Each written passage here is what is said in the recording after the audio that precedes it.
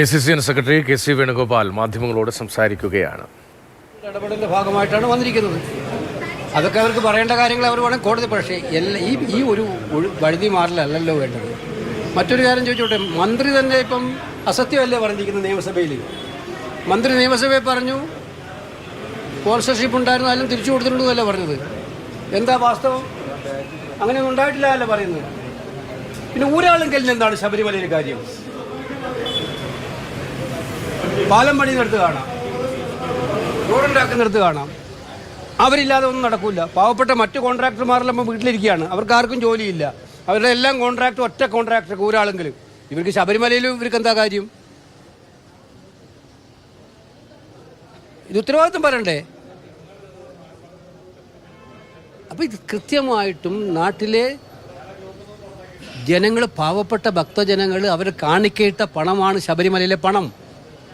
ആ പണം എടുത്ത് തട്ടിക്കൊണ്ടുപോയി കൊള്ള നടത്തുകയല്ല വേണ്ടത്. അങ്ങനെ നടത്തിയ ആൾക്കെതിരെ കർശനമായ നടപടി സ്വീകരിക്കാൻ കോടതിയടക്കം മുന്നോട്ട് വരുമ്പോൾ കോടതിയെപ്പോലും അപഹസിക്കുകയല്ല വേണ്ടത്. ഇവർ തെറ്റിൽ നിന്നും തെറ്റിലേക്ക് ഇങ്ങനെ പൊക്കൊണ്ടേയിരിക്കുകയാണ്. ആർക്കും പറ്റാത്ത വണ്ണം അവരുടെ തെറ്റുകൾ ഇങ്ങനെ കൂടിക്കൊണ്ടേയിരിക്കുകയാണ്.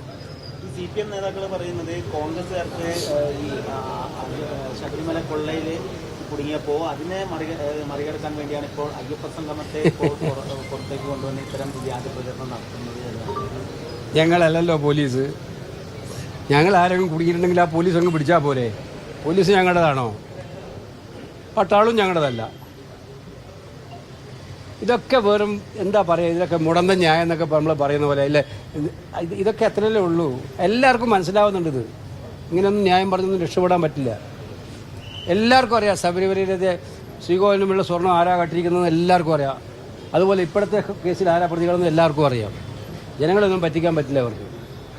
ചലച്ചിത്ര അക്കാദമിയുടെ ചെയർമാനായിരുന്ന പ്രേംകുമാർ ഒരു വാർത്താ സമ്മേളനം നടത്തിയിരുന്നു. അദ്ദേഹം പറഞ്ഞത് സച്ചിദാനന്ദൻ സർക്കാരിനെ വിമർശിച്ചിട്ടും അദ്ദേഹത്തിനെതിരെ നടപടി എടുക്കുന്നില്ല.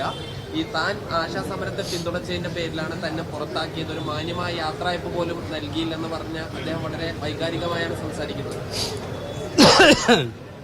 കേരളം ഇന്ന് വന്നു ഭവിച്ചിരിക്കുന്ന സാഹചര്യമാണിത്.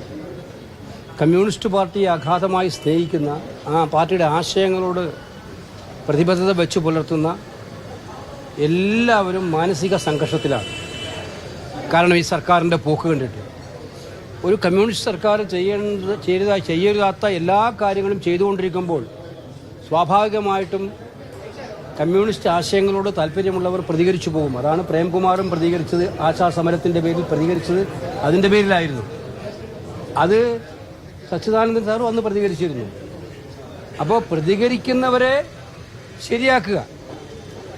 സച്ചിദാനന്ദൻ സാറ് ഒരു ദേശീയ തലത്തിൽ തന്നെ അറിയപ്പെടുന്ന ഒരു പ്രഗത്ഭമായ വ്യക്തിത്വമായതുകൊണ്ട് പെട്ടെന്ന് ശരിയാക്കാൻ എളുപ്പമല്ല അവർ വിചാരിച്ചത്. പക്ഷെ പ്രേംകുമാറിനെ ഒഴിവാക്കി. പക്ഷെ എന്താ ലക്ഷ്യം രണ്ടും ഒന്ന് തന്നെയാണ്. സച്ചിദാനന്ദ സാറിനെതിരായിട്ട് സൈബർ ഇടങ്ങളിലൊക്കെ അത് എന്ത് കടന്നാക്രമണമായിരുന്നു ആ ദിവസങ്ങളിൽ. ഇവർക്ക് ഇഷ്ടം രണ്ടു പേരും ഒരു നാണയത്തിൻ്റെ രണ്ട് വശങ്ങളാണ്. നിങ്ങളിപ്പോൾ പാർലമെൻറ്റ് കാണുന്നുണ്ടാവും. മോഡിക്ക് ഇഷ്ടമില്ലാത്ത ഒരു കാര്യം പ്രസംഗിച്ച അപ്പം മൈക്ക് ഓഫ് ചെയ്യും. പ്രതിപക്ഷ നേതാവിന് പോലും പ്രസംഗിക്കാൻ അവിടെ സ്വാതന്ത്ര്യമില്ല. കാരണം എന്താണ്?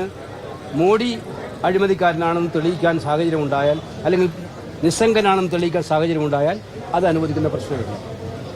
ഇതും ഇവിടെ തന്നെയാണ്. ഇവിടെ പിണറായിക്കെതിരെ ആരെങ്കിലും സ്വന്തം പാർട്ടിയിൽ നിന്ന് പോലും ആഭ്യന്തര പാർട്ടി വേദികളിൽ ഉന്നയിച്ചാൽ പോലും അവരെ വെറുതെ വിടില്ല. TP ചന്ദ്രശേഖരൻ KC വേണുഗോപാൽ മാധ്യമങ്ങളോട് സംസാരിക്കുകയാണ്.